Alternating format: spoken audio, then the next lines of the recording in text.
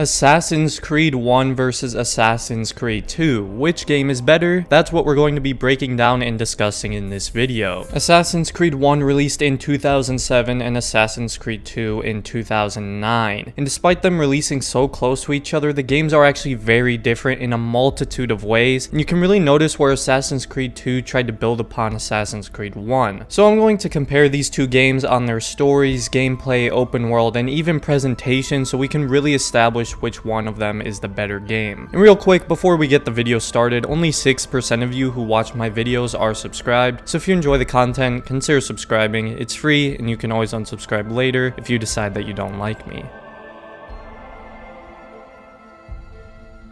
Even though Assassin's Creed 2 is a sequel to AC1, it no longer follows Altair, the protagonist from the first game. Instead of Desmond accessing and searching for artifacts through Altair like in AC1, he is now experiencing the events of Ezio's life so that he can obtain his skills and experience through the bleeding effect so he can stop the Templars. But I want to start by comparing Altair and Ezio fundamentally as characters. These two are probably the two most beloved characters in the series, and despite that, they are very different. Altair in AC1 is a very arrogant and naive assassin who thinks he can do whatever he wants, thanks to the assassin mantra that nothing is true and everything is permitted. Altair's development in AC1 is really great and one of my favorite arcs in the Assassin's Creed franchise, as he learns and becomes more aware about the history of the Assassins and Templars and that there is no good or evil. Altair matures and develops from this arrogant, naive kid to an intelligent and aware assassin who won't just blindly follow orders and do what he's told. Altair's stubbornness and arrogance never fully goes away, however, as we see in Revelations. I think Altair as a character really doesn't reach his full potential as a protagonist until Revelations, which is why his character still feels a bit incomplete and underdeveloped at the end of Assassin's Creed 1. Then we have Ezio, who is pretty much the direct opposite of Altair. Altair is very cutthroat, direct, and at times ruthless, where Ezio is a lot more friendly and charming with this lighter and more heartwarming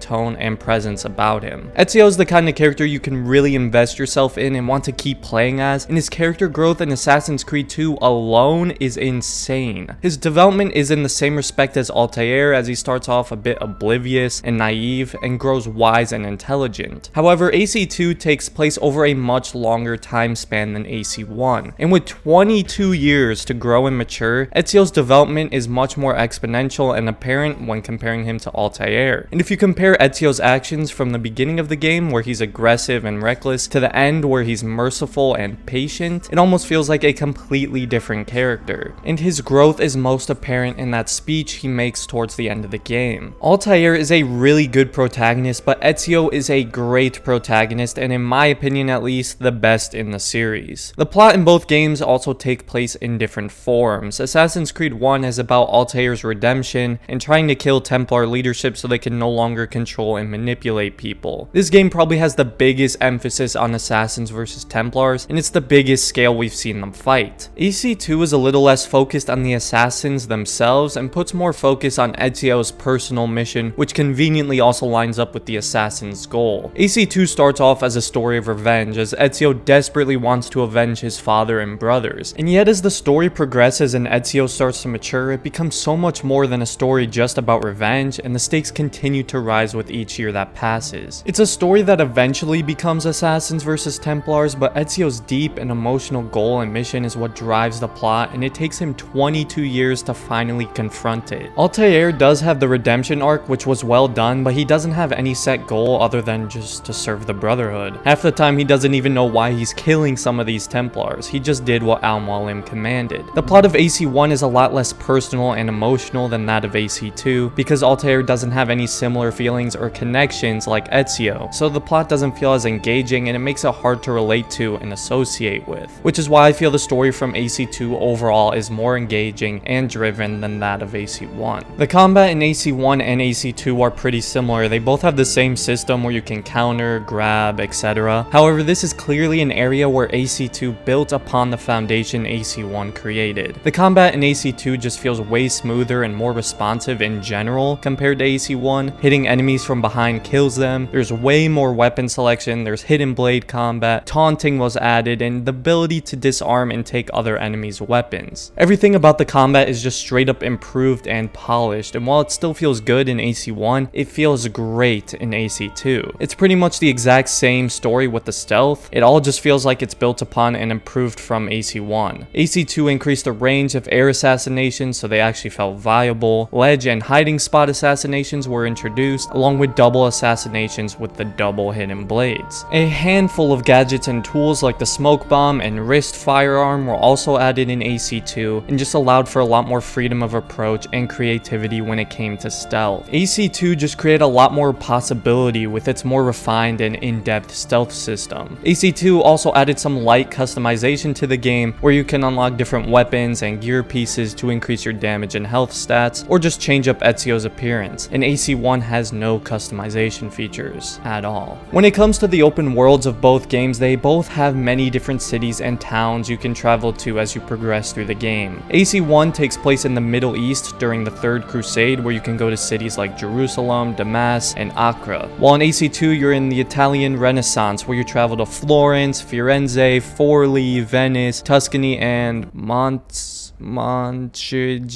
Reggio. Yeah, you get it. Both games have very immersive cities, bustling with people and guards, and lots of buildings to do some free-flowing parkour on. The cities in AC1 do seem a little more washed and gray, while in AC2 everything just feels very vibrant and colorful. AC2 cities also have some side quests and assassin tombs you can do that are quite fun and give you a little extra content, while AC1 doesn't really have any of that other than the Save the Citizen event, which definitely gets old very fast. This also goes hand in hand with Assassin's Creed 1's biggest weakness as a whole, in my opinion: the mission structure. The mission structure of Assassin's Creed 1 is extremely repetitive. You have a city, you have to do 3 investigations, then go to the bureau, then assassinate a bad person, then go back to the bureau, then go back to Masyaf, then go to another city 9 times over and over again. It's fun the first few times, but it most definitely gets old and boring after a while and makes the game start to feel grindy and tedious. This was something Ubisoft clearly wanted to address and fix in AC2, as they added much more variety to the mission structure by not just only having you do investigations and assassinations. AC2 has a plethora of different missions, from hang gliding across a city to driving a wagon in an intense chase, and even competing in varying carnival mini games. Not all the missions were great, like the tailing and following missions for example, but at least the game doesn't have you doing the same thing for each mission, and that alone made it more enjoyable